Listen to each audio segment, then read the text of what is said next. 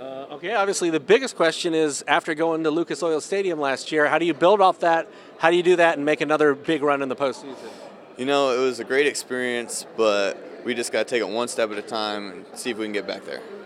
So many seniors that played a ton of football for you guys last year graduated. How do you go about filling those holes and as a leader for this team, making sure the young guys that are stepping into those roles on Friday nights are ready to compete at the level that can get you to a state championship game?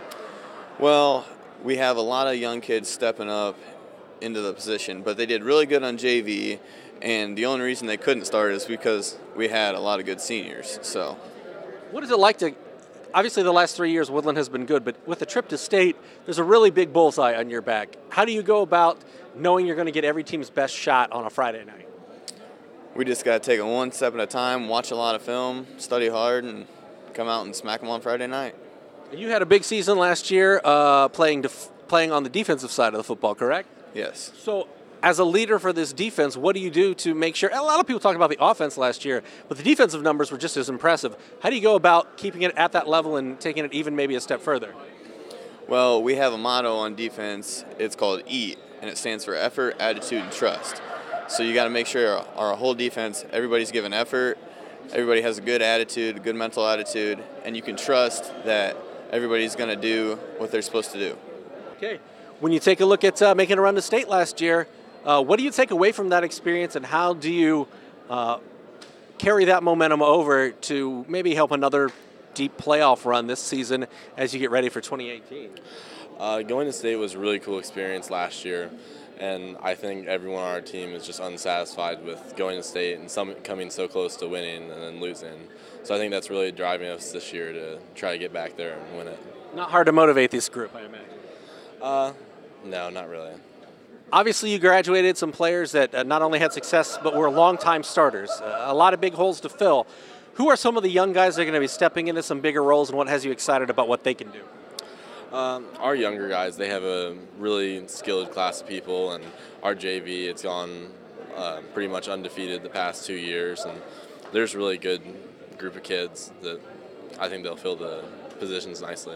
Knowing that, you're a state runner-up, and really the last 3 seasons, Woodlan has been fantastic, how do you go about knowing that you guys have a target on your back every Friday night as one of the teams to beat in Northeast Indiana?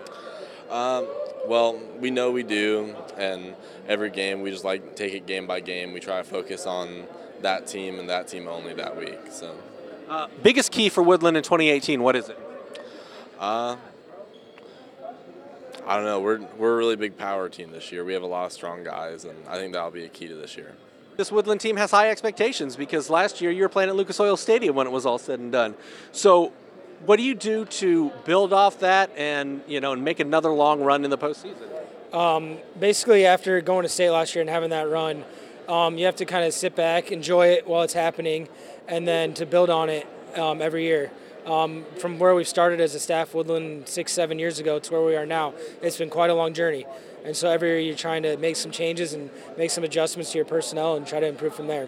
When you take a look at the guys you graduated, really talented senior class, you're talking about, Jack and Justin and Alon, guys that played a lot since they were freshmen and sophomores and basically starred for this Woodlan team for 3-4 years.